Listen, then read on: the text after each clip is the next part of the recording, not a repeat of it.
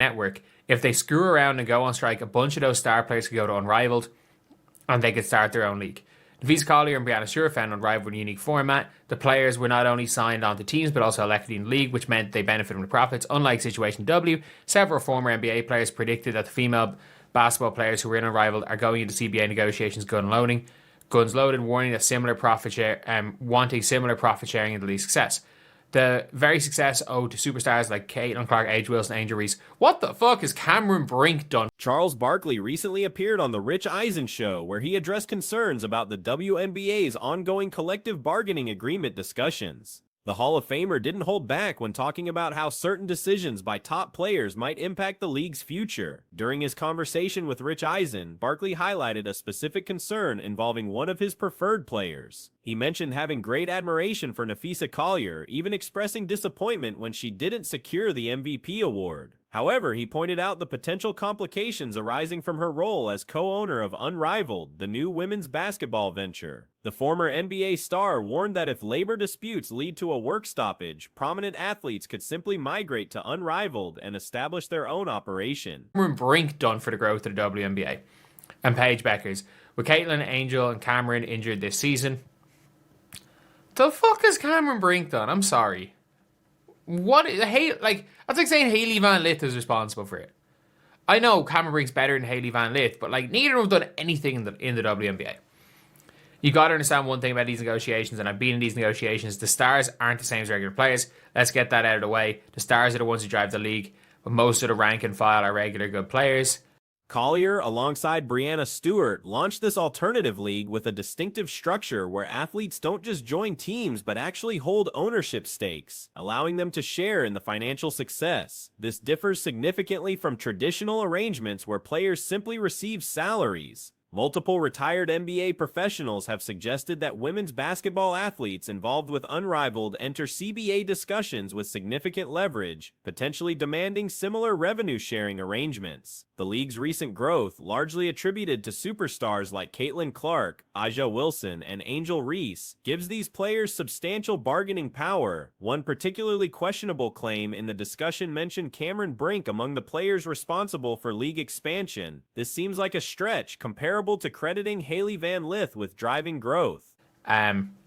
This is where he worries for the expendable players. If the WNBA went on strike and all the ages, Nafisa's already down there, Caitlin, all those went to Unrivaled, they could start their own league with their own equity and make 3 times the money they're making right now.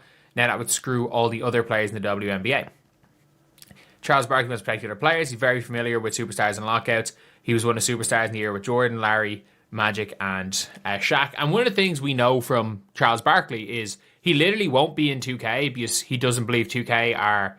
While Brink certainly has more accomplishments than Van Lith, neither has genuinely moved the needle for the WNBA in meaningful ways. Barkley emphasized a crucial distinction that often gets overlooked in labor negotiations. Elite players operate differently than standard roster members. The superstars drive viewership and revenue, but the majority of any league consists of solid, competent athletes who aren't household names. This creates tension when discussing compensation structures. His particular worry centers on what happens to the expendable players if work stoppages occur. Should the WNBA experience a strike, nothing prevents Wilson, Collier, Clark, and others from joining Unrivaled full-time. Doesn't believe 2K are doing a good enough job with the retired players. So Charles Barkley has refused money from 2K because he doesn't think the 2K do a good enough job with the NBA. So I do think that Charles Barkley has put his money where his mouth is.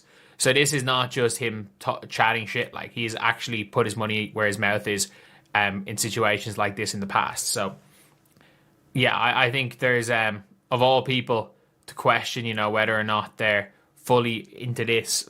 They could build their own operation with equity participation and potentially triple their current earnings. This scenario would devastate the remaining WNBA players who lack such alternatives. Barkley's perspective carries weight given his experience. He competed during an era with Michael Jordan, Larry Bird, Magic Johnson, and Shaquille O'Neal, navigating his own labor disputes. His credibility on these matters extends beyond words. Notably, he's refused compensation from the NBA 2K video game series because he believes they inadequately compensate retired players. Into this, fully invested, or they fully believe they're saying,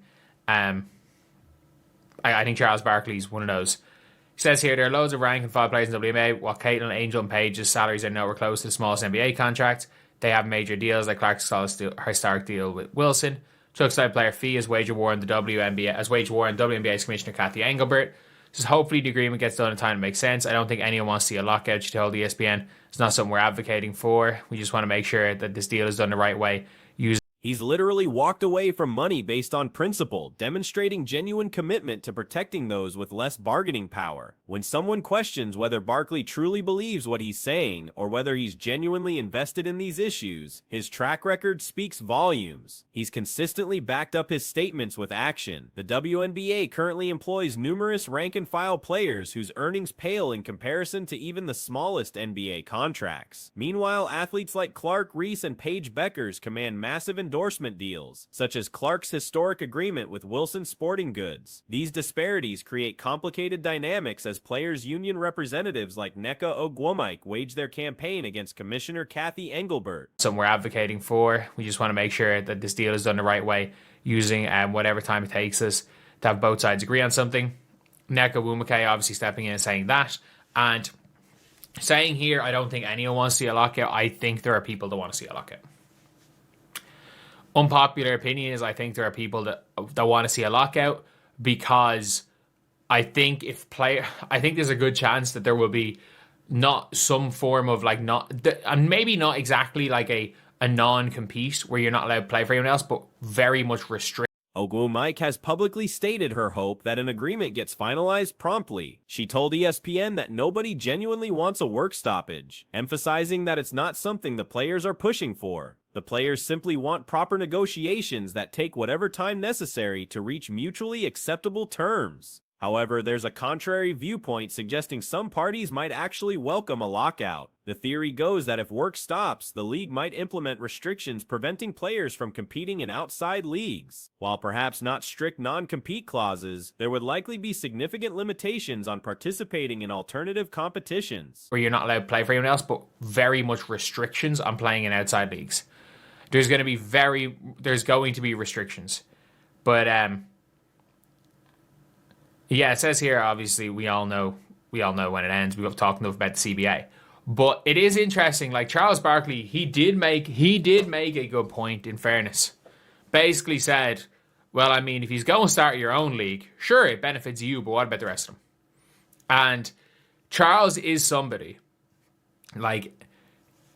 Barkley raised a valid concern when he questioned whether starting a separate league truly benefits everyone or just the elite few. He's among the rare individuals who can point to concrete historical examples of advocating for lower-tier players for those who came before him and for ensuring everyone receives fair treatment. He's genuinely accepted reduced compensation or turned down money entirely for these exact reasons. His argument holds merit, though it may not ultimately determine the outcome. But the fundamental truth remains accurate. If Unrivaled becomes the primary destination during a lockout, it helps the stars but doesn't help the other 140-plus players who won't have Unrivaled contracts. The debate essentially comes down to priorities. About the rest of them. And Charles is somebody. You can say it about a lot of people, but Charles is the one person who has a historic track record that you can point to him standing up for the lower players in the league, him standing up for the people that were there before him, trying to make sure everybody eats.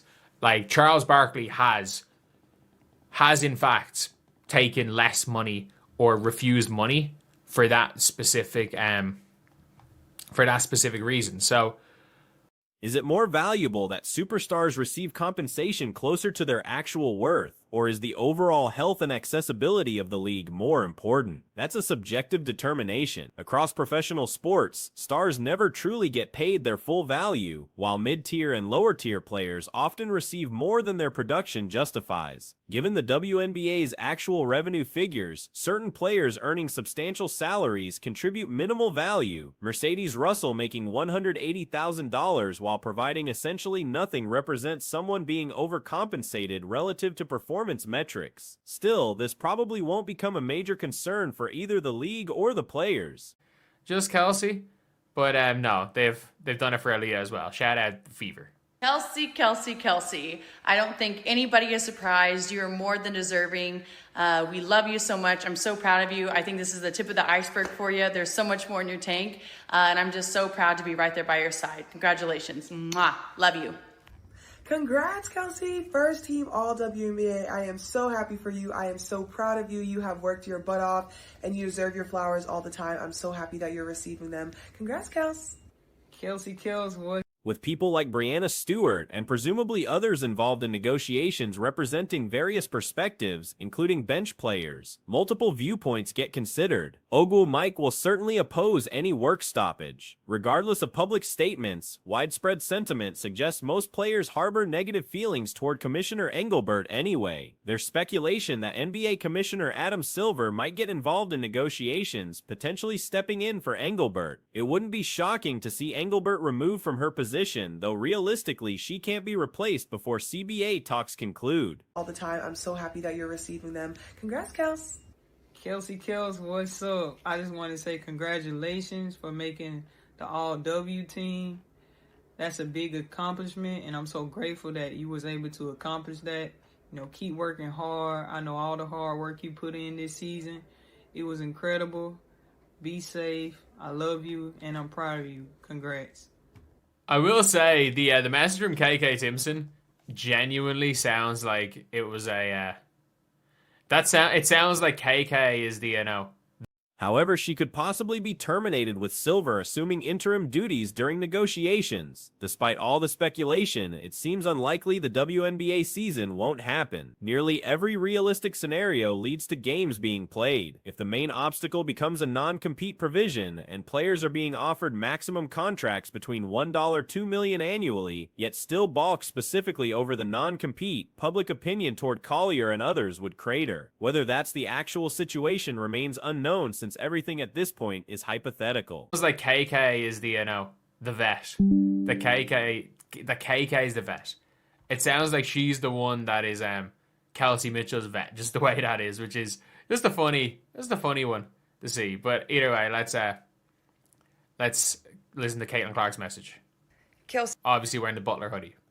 congratulations, first team all WNBA. Truly nobody more deserving. It was incredible getting to watch you from the front row literally every single night. What you did for our team was just incredible. So Barkley made another excellent observation that often gets ignored when people celebrate Unrivaled as a positive development for women's sports. The idea that a lockout allowing players to earn more money in an alternative league sounds beneficial until you consider the numbers. These alternative operations will never employ as many athletes as the WNBA. They'll never field as many teams. Scaling Unrivaled to WNBA proportions would require a decade of development. single night, what you did for our team was just incredible. So couldn't be more happy for you. Couldn't be more lucky to be your teammate. And I hope it's that way for many more years to come. Proud of you. Congratulations, Kels. There's no one more deserving. I'm so I was about to say, I was like, this is going to take a while, but I'm like, oh no, it's going to take so long because there's like 27 players on the Indiana Fever. It's going to be every player that ever suited up for the Fever except for, the quitter. proud of you. Love you. Bye. Kels, first team all WNBA. So while a lockout with players migrating to Unrivaled might improve circumstances for top performers, it doesn't help prospects coming through college programs. There's finite equity available, and the founding players own those stakes. As salaries increase for new additions, the original player's equity becomes less valuable, creating inherent conflicts of interest. When the league generates more revenue, higher salaries mean diminished equity value for original stakeholders. Investors will become frustrated if athletes receive massive paychecks while profits disappoint. NBA. That's huge. I couldn't think of anyone more deserving. I'm so happy that you're finally receiving your flowers. Keep it up. Always rocking with you, Zero. Kelsey, congrats on making all WNBA first team. Yes. Around. I will say, she did get robbed last year of second team. She got absolutely robbed of second team last year. Applause for that. You deserve this. You should have been on this list, but I'm glad you're getting your flowers now. I'm glad people are finally putting some respect in your name because you deserve it. You are a great teammate. The entire situation becomes incredibly complicated if Unrivaled replaces the WNBA as the primary league following a lockout. From a fan's perspective, the ideal outcome involves both leagues coexisting. That probably won't materialize exactly as hoped. Both might technically exist, but restrictions on participating in multiple leagues will almost certainly be implemented regardless of how negotiations conclude. The Indiana Fever celebrated having 2 representatives earn all WNBA recognition this season. You are a great teammate. You are a great friend. You went out there and you gave it all you got until you had nothing left, literally, and you get nothing but respect from me, dog. We locked in for life. Congratulations, and I know next year's even going to be bigger. Kelsey, I get buckets Mitchell. Tell the league, I'm not new to this, baby. I'm true to this. Congratulations on all your success this year. And congratulations on first team. Keep making an impact, baby. Kels, congratulations making first team all WNBA. You are truly one-on-one. I'm so Kelsey Mitchell secured a spot on the first team, while Aaliyah Boston earned second-team honors. Both placements appear well-deserved based on their regular season performances. Regarding Mitchell's first-team selection, there's little debate about its merit. The top 5 choices seemed clear-cut when focusing solely on regular season play, excluding playoffs from consideration. Boston's second-team placement also fits appropriately, though some voiced opinions that she deserved first-team recognition. NBA. You are truly one-on-one. I'm so very proud of you. Congrats. Congratulations, Kelsey. First team all WNBA. Have they got the whole training staff as well? Well-earned honor. You put us on your back. You literally played until the wheels came off. We are so proud of you. So happy to be along for this part of your journey. Congratulations. Kels, congratulations. I am so proud of what you've accomplished this season. Yeah, they've literally got the training staff in. They've got the entire training staff in. However, the actual selections appear justified. The entire Fever organization rallied around both players with heartfelt congratulatory messages. Initially, tributes poured in for Mitchell, followed by similar recognition for Boston, showing the organization's commitment to celebrating both athletes equally. Teammates expressed genuine emotion about Mitchell's achievement. One remarked that nobody should be shocked by this honor, noting it's merely the start of even greater accomplishments ahead. They've got the entire training staff in. And to be fair, look, I think it's one of those things with this Fever team especially that they really did become a unit, whether that be players 1 through 12, players 1 through 17, squad players, coaches, everyone. It's that's what you have to do in that scenario to win. When you're down that bad, you have got to be a team. And there are a lot of times where being a team, I joke about the power of friendship, but you can.